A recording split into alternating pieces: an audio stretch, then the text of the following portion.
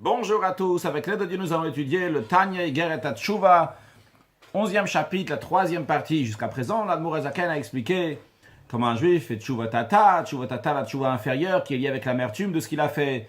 Puis comment il fait Tshuva Ila, la Tshuva supérieure qui est liée, qui consiste par le fait que le juif revient au niveau qu'il était avant que sa Neshama, son âme, descend ici-bas, donc c'est un niveau qui est extrêmement haut. Et comment cette Tshuva Ila, cette choix supérieure doit être fait avec une très grande joie. Et la Morazakan a rajouté à cela qu'en plus, lorsque le juif va réfléchir, il va réaliser comment Hachem lui a pardonné. Parce que c'est sans aucun doute, c'est sûr et certain, que quand on demande pardon à Hachem, Hachem donne tout de suite le pardon. Alors ça va lui rajouter encore plus de joie. Très bien, ce qui est expliqué jusqu'à présent. Aujourd'hui, nous allons voir comment la Morazakan propose a priori une question d'un verset qui contredit ce principe-là. Le verset Vechatat inegdi tamid qui dit que lorsqu'un juif toujours doit avoir sa faute devant lui, c'est quand on dit toujours sa faute devant lui, s'il a toujours sa faute devant lui, eh bien il a de l'amertume. S'il a de l'amertume, donc il ne veut pas être joyeux. L'Admour Azaken va nous expliquer que ce n'est pas juste, c'est pas ça l'explication du verset. Ma shekato vechatat inegdi tamid, ça qu'il est dit dans le psaume 51. Le roi David dit, ma faute est constamment devant moi. Donc, Negdi, devant moi, comme ça on a traduit pour l'instant. Donc, si on dit comme ça, c'est que la faute elle est constamment devant lui. Alors, a priori, ça va lui amener donc une amertume, un manque de joie. Comment ça correspond à ce qu'on a dit avant, que le juif doit être joyeux. Tshuva, il a le haut niveau de Tshuva. Et comment il est sûr et certain que Kadosh Baruch Hu lui a pardonné. Morazaken va nous expliquer, il va nous dire, pas du tout. C'est sûr et certain qu'il doit être joyeux, que lorsque Kadosh Baruch Hu, il lui a pardonné dès qu'il a demandé pardon. Ah, qu'est-ce que ça veut dire le mot Negdi? Negdi, ça veut dire de loin. En effet, Hachem lui a pardonné, mais la faute est encore là, mais loin de lui, pas proche de lui. On va voir dans la suite qu'est-ce que ça veut dire. L'intention de cela n'est pas que la personne va toujours être triste, méprisée, sans un sentiment de mépris, que Dieu en préserve de dire ça. Et en plus, c'est pas possible de dire que ça, c'est l'explication. Même dans le contexte du verset du psaume 51, des actifs battraient, puisqu'il est écrit à la suite dans le psaume, juste après il y a écrit que David Ameler dit à Dieu, Tashmieni sasan vesimcha vegomer, fais-moi entendre de l'allégresse et de la joie, etc. Veruach nedivatis mecheni, et un esprit de générosité, tu vas me soutenir, c'est encore une plus grande joie. Donc on voit dans le verset même, à la suite, qui dit Vechatat inegdi tamid, qui a toujours ma faute devant moi, juste après, il dit Tashmieni sasan vesimcha, de me donner de l'allégresse et de la joie.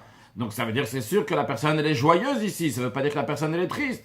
Et en plus, l'Admour Azaken dit, nos sages disent que toute la vie de la personne doit être dans un mouvement de teshuva, de retour, de rapprochement vers Akadosh Baruch Hu. Et l'Admour Azaken dit de quel teshuva il s'agit? Kol yamav bitshuva, il a. Lorsque nos sages disent qu'il faut toujours être avec une teshuva, de quel teshuva s'agit-il? Teshuva d'un niveau supérieur. Et comme on a déjà appris avant, que la tshuva d'un niveau supérieur, elle est faite avec grande joie. Alors dans ces cas-là, pourquoi le verset dit Chatat inegdi tamid? Si, en effet, dans la suite du verset, on nous dit qu'il faut être joyeux. Et l'Admour Azaken nous dit que c'est sûr et certain qu'il faut être joyeux, parce qu'Hachem t'a pardonné la faute. Alors, pourquoi Chatat inegdi tamid? Pourquoi la faute, elle est negdi? Elle est toujours devant moi. L'Admour Azaken dit non, attention. Elle a negdi daika. Le mot negdi ici veut dire loin de moi. La faute est là, mais elle est loin. Elle n'est pas proche. Mais le fait qu'elle est loin, elle est quand même là, elle va avoir une influence sur moi. Quelle influence? Admour Azaken va arriver à une conclusion que l'influence que cette faute doit avoir, c'est pour me rajouter encore plus de joie. Mais d'abord, voyons les preuves que l'Admour Azaken ramène pour nous dire que le mot Negdi veut dire au lointain. Ça, c'est un. Et deuxièmement, comment, même que c'est au loin, comment ça a quand même une influence? C'est ce que l'Admour Azaken va nous ramener dans les deux preuves que nous allons voir de deux versets. Car le mot Negdi, des fois, peut oui vouloir dire proche. Negedar, lorsque le peuple juif était au mont Sinaï, devant la montagne, c'était à côté de la montagne, au pied de la montagne, comme on dit Negedar. Donc d'autres endroits aussi, quand on dit Neged, c'est à côté. Mais le mot Neged peut vouloir dire aussi au loin. Kemo, comme il y a écrit, Ve'atatitiatsev mi Neged, tu vas te tenir au loin. C'est un verset dans le prophète Shmuel. Là-bas, ça parle de la guerre qu'il y avait entre Avshalom, le fils du roi David, qui s'est rebellé contre son père, et comment David Amelech a envoyé 3 groupes de guerriers pour aller vers Avshalom. Et il leur a dit de ne pas tuer Avshalom. Et dans la suite, on nous raconte comment ceux qui étaient dans le groupe de Yoav, qui était donc un général de guerre du roi David, comment un des jeunes hommes, donc un des soldats qui était avec Yoav, il a dit « J'ai rencontré Avshalom, il se trouve là-bas. » Et Yoav lui a dit « Pourquoi tu l'as pas tué? Tu peux le tuer facilement dans la situation dans laquelle il est. » Et qu'est-ce qu'il lui répond le jeune homme? Il lui dit, premièrement, le roi dit de ne pas le tuer. Deuxièmement, le roi va être au courant que c'est moi qui l'ai tué.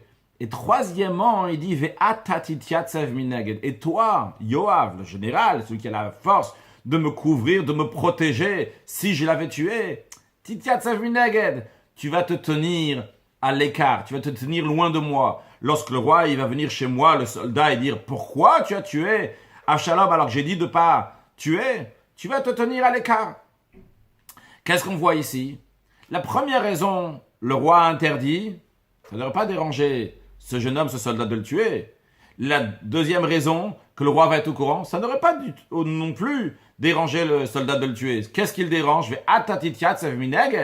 Il dit, parce que toi, Yoav, tu vas pas me soutenir. Si, toi, Yoav, tu m'avais soutenu, si j'avais fait ça, ok, je l'aurais fait. Mais vu que je sais que toi, Yoav, tu m'aurais pas soutenu, c'est pour ça que je l'ai pas fait. Donc, qu'est-ce qu'on voit ici? Que le fait que Yoav va se tenir au lointain, ça a une influence sur le comportement du soldat. Est-ce qu'il a tué ou l'a pas tué? Donc ici, en l'occurrence, c'était un comportement qui n'a pas fait quelque chose parce que Yoav va se tenir à l'écart au loin. Donc qu'est-ce qu'on voit ici? Que quelque chose qui se tient au loin, en l'occurrence c'est Yoav qui se tient au loin, fait que le soldat va pas tuer Avshalom. Après, dans la suite de l'histoire, ça se passe dans le contexte, mais après Yoav, donc lui-même, il a tué Avshalom. Maintenant, deuxième preuve, l'Admour HaZaken dit, Mineged saviv leo el moed yachanu.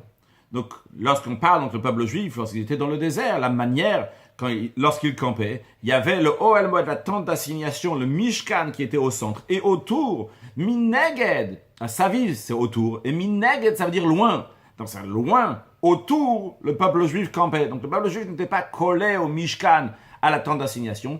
Ils étaient loin de là-bas. Ce Mineged, là-bas aussi, ça veut dire loin. Donc, le fait qu'ils sont loin, ça rapproche, ça donne encore plus d'importance au Ohel Moed, à la tente d'assignation. S'ils étaient proches de la tente d'assignation, eh bien, ça ne va pas montrer une importance de la tente d'assignation. Mais vu qu'ils sont loin, ça montre qu'ils sont très importants. Quand tu gardes une distance de quelque chose, ça montre sur l'importance de la chose. Mais cela n'est pas suffisant. Le Admour HaZaken a amené deux preuves. Et une preuve, la première, qui prouve comment le fait d'être loin, ça empêche quelqu'un de faire quelque chose. Et une deuxième preuve, comment le fait d'être loin, ça ramène donc de l'importance à quelque chose. Mais les deux preuves que l'Admour HaZaken a ramenées, il y a écrit à chaque fois mi-neged. Il n'y a pas écrit le mot neged, il y a écrit mi-neged. Mi-neged, c'est pas la même chose que neged. Neged, c'est une chose, et mi-neged, c'est une autre chose. Donc on aurait pu dire, toi, l'Admour HaZaken, tu veux ramener une preuve que quoi? Que vechatati negdi tamid. La faute est toujours neged devant moi, donc mi-negdi. Mais qui te dit que ça c'est juste? C'est pas la même chose. Tu ramènes une preuve de mi-neged. Mi-neged, c'est avec un même. C'est pour ça que l'Admour HaZaken rajoute, ou pirej Rashi merachok, que Rashi l'explique. C'est quoi? Mi-neged, c'est merachok, de loin. Pourquoi? Pour justement nous dire, Rashi, qu'est-ce qui traduit? Que le même de mi-neged, c'est comme merachok. C'est-à-dire que le mot neged en lui-même, il veut dire rachok, qui veut dire loin, en hébreu. Et intéressant, on voit comment tout est précis dans Rashi, dans Igeret HaTshuva, parce que l'Admour HaZaken, en plus, il prend l'explication de Rashi, et il prend pas l'explication du Even Ezra. Le Even Ezra aussi, il traduit le mot mineged, il dit juste rachok, loin.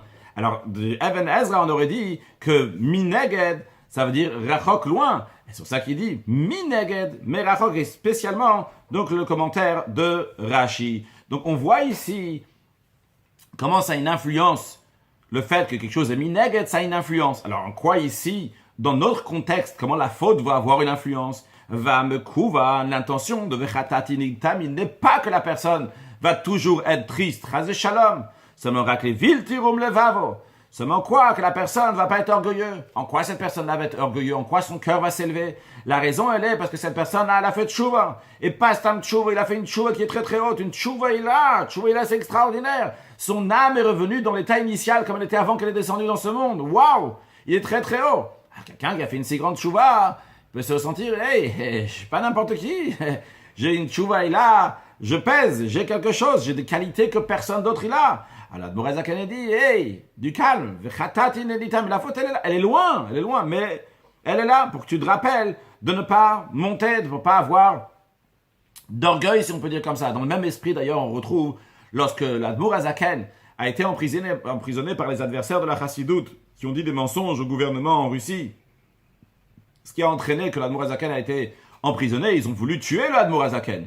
Et Baruch Hashem, miraculeusement, l'Admour HaZaken s'en est sorti. Et c'était une très grande victoire, à tel point que même les nations, ils ont vu que c'était une très grande victoire. Eh bien, l'Admour HaZaken a écrit une lettre aux Chassidim, en leur disant de se calmer, de rester humble, etc. Là-bas, l'expression, de ne pas siffler sur eux, de ne pas pfeifen, donc dans notre mot, de ne pas envoyer balader les adversaires, la Chassid leur montrer, hey, voilà, nous on a gagné, maintenant cette victoire, etc. L'Admour HaZaken leur dit de rester calme. Viltirum le vavam me'achem, là-bas, il dit, donc votre cœur ne va pas s'élever sur vos frères. Continuons, et que la personne va être humble devant Kol Ha'adam, devant tous les êtres humains. Il y a deux expressions, il y a Kol Ha'adam, il y a Kol Adam. Il y a Shval Ruach, d'être humble devant Kol Adam, et Kol Ha'adam. Quand on dit Bifne Kol Adam, c'est devant tout le monde, c'est-à-dire devant tout le monde, devant les Juifs. Adam, parce que le titre de Adam, c'est pour le Juif.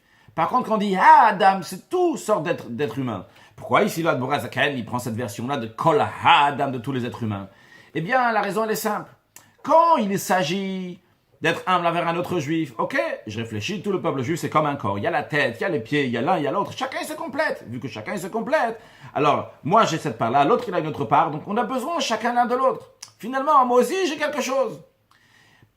Il y a une soumission, il y a une humilité qui est là. Une humilité qui est là pour le peuple juif, quand chacun est nécessaire l'un de l'autre. Je ne suis pas humble devant même un non-juif. Par contre, quand on dit Bifne Kol Ha'adam, c'est quand il y a quelqu'un, il a besoin d'avoir une soumission, de se rabaisser encore plus. Eh bien, à ce moment-là, il a besoin d'une méditation qui va être encore plus bas que ça, pas juste devant les juifs, mais même devant les non-juifs. Comme par exemple, il va méditer sur la grandeur du Kibud Avahem, comment Dama ben Netina, qui était un goy, le Talmud raconte comment il a honoré son père de manière extraordinaire, même à père d'une grande affaire. Est-ce que lui, il a ce niveau-là ou pas? Alors, parce que là, il va se sentir encore plus bas. Donc, quand on veut que la personne va se sentir encore plus bas, on lui dit d'être humble devant tous les êtres humains, pas seulement devant les juifs. Et ici, dans le contexte ici, on parle de quelqu'un qui a des grandes qualités. Il a une qualité de tchouva, il a, si au niveau de tchouva. Eh bien, lui, il a besoin donc de savoir, d'être humble devant tous les êtres humains, même devant un non-juif. Comment il va avoir cette humilité et comment il va pas s'élever lorsqu'il va avoir un souvenir entre ses yeux qu'il a fauté devant Hachem. Et tout est précis dans le Tanya, dans la Torah, il y a plusieurs fois les ikaron. Il y a les ikaron tamid, que ce soit toujours en souvenir. Il y a l'expression al-libol les ikaron, sur le cœur en souvenir. Il y a al-ktefav les ikaron, sur les épaules en souvenir.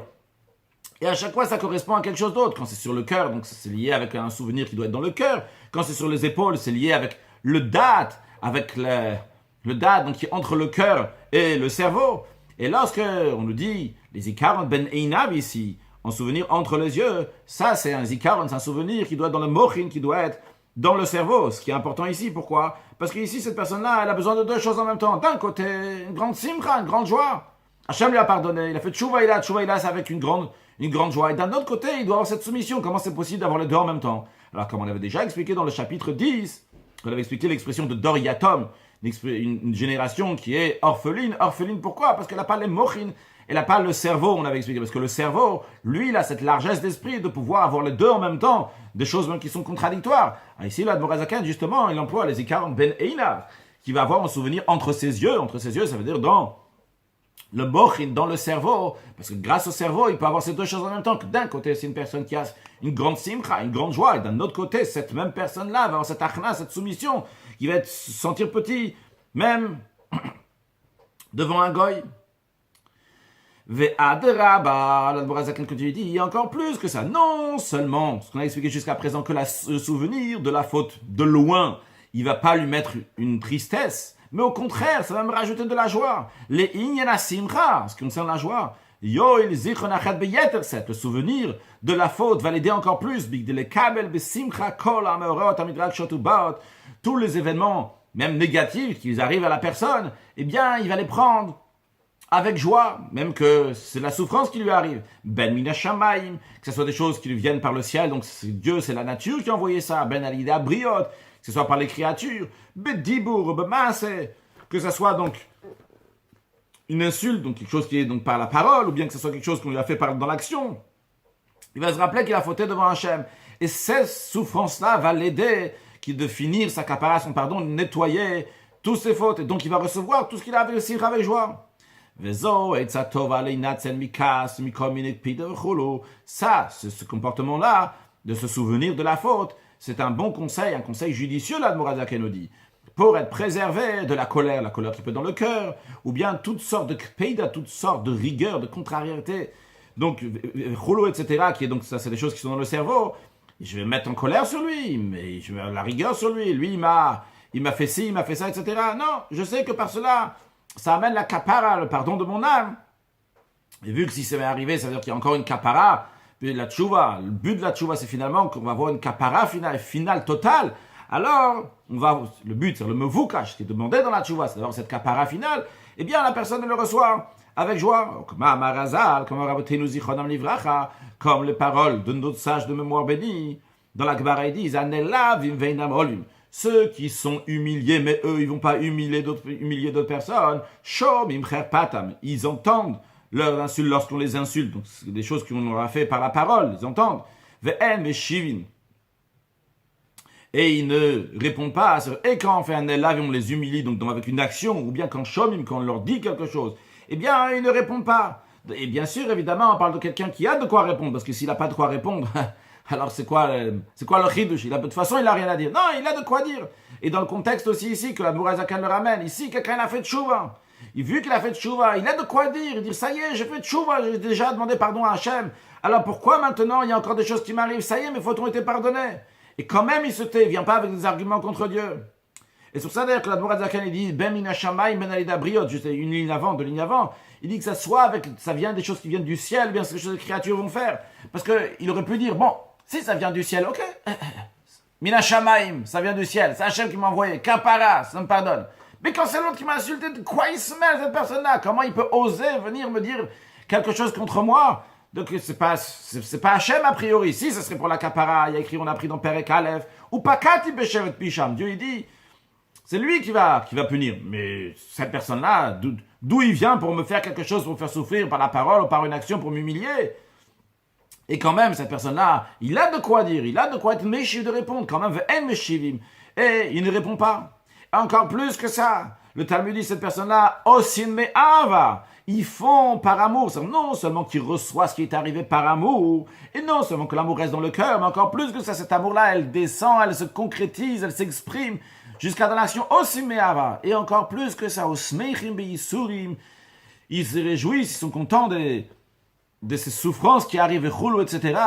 Alors dans la suite du verset, il y a écrit Ve'o avav, qui mérite que Ve'o avav ketzet hashamesh bigvurato, ceux qui aiment Dieu, comme le soleil lorsqu'il va sortir dans toute sa puissance, sa force, lorsque Mashiach va venir, il y aura un grand dévoilement divin qui vont mériter. Là, le Mourazakan, il ramène pas ça ici, parce que ici, dans le contexte, ça nous intéresse pas ici, le salaire qu'il va y avoir. Ce qui nous intéresse ici, que cette personne-là fait partie de ceux qui reçoivent les choses, besimcha, avec joie, parce qu'il sait, vechatati negitam, il a toujours sa faute au lointain. Donc quand quelque chose lui arrive, il dit, écoute, j'ai fauté, je reçois. Et comme on peut voir ici, il y a 3 niveaux. Il y a le premier, ceux qui se font humilier, mais ils ne vont pas humilier les autres.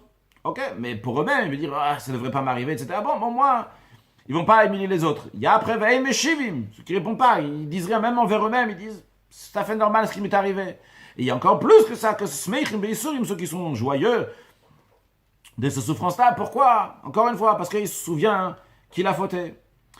La Mourazakan conclut ce chapitre-là avec les paroles de la Gemara. Dans une autre traité de Gemara, il écrit Chol ma'avir al midotav, tout celui qui passe sur ses ressentiments, ma'avir lo al kol peshav, on lui enlève tous ses fautes.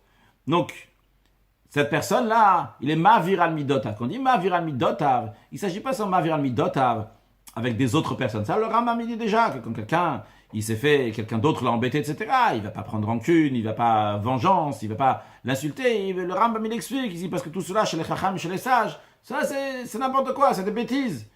Mais ici, là, le Brazaken ne parle pas seulement avec les choses comme le Rambam, il dit Ben Abriot, avec les autres créatures. Il parle même sur les choses qui viennent d'Akadosh Baruch Hu. Et la raison pourquoi il ne se met pas en colère, parce qu'il ne se met pas en colère ou il les reçoit avec joie, il sait que si les souffrances lui viennent, c'est qu'il y a encore quelque chose qu'il doit arranger. Comme la Brazaken a déjà expliqué dans la première partie du Tan en Perikraf Dalet, que la punition découle du défaut qu'il a fait. Parce que c'est une punition, c'est pas une punition. C'est une punition, c'est pour un nettoyage. Donc il comprend que ces souffrances-là viennent pour amener, finir cette capara, ce pardon-là. Et donc par cela, cette personne-là, il est mavir al midotav. Donc il passe sur ses ressentiments. Et bien par cela, pas seulement qu'on va lui pardonner sur cette faute-là, mais on va lui pardonner sur toutes ces fautes qu'il y a dans sa vie. Et évidemment, donc à ce moment-là, cette personne-là, elle a de quoi être joyeux. Évidemment, on demande à Hachem qu'il fasse que toutes les choses soient betov, anir et anig, que soient que dans du bien. On va être besimcha, évidemment, on va être joyeux. Mais comme on demande toujours dans la prière, que ça soit lo alidi surim achalaim raim, ça va pas être avec des souffrances, pas avec des maladies, chas shalom, mais que avec des choses tov, anir et anigle, avec du bien qui est dévoilé, qu'Akadosh Baruch va nous amener la kapara, la tchouva, tout ce qu'il faut, comme le Rabbi dit que dans notre génération, il n'y a pas un juif qui n'a pas encore fait tchouva. Tous les juifs, il y a déjà eu un héros de tchouva, une pensée de tchouva. Donc, notre génération, la génération de manière générale, le Rabbi a dit qu'elle a déjà fait tchouva, et bien sûr que chacun peut encore arranger, c'est comme un corps qui est en bonne santé. Mais il y a des petites choses à arranger toujours. Donc on va les arranger quoi qu'il arrive. Mais quoi qu'il arrive aussi, Mashiach est sur le chemin, et Mashiach il arrive. Espérons, Bezat Hashem, que ça va être Mashiach now. Excellente journée.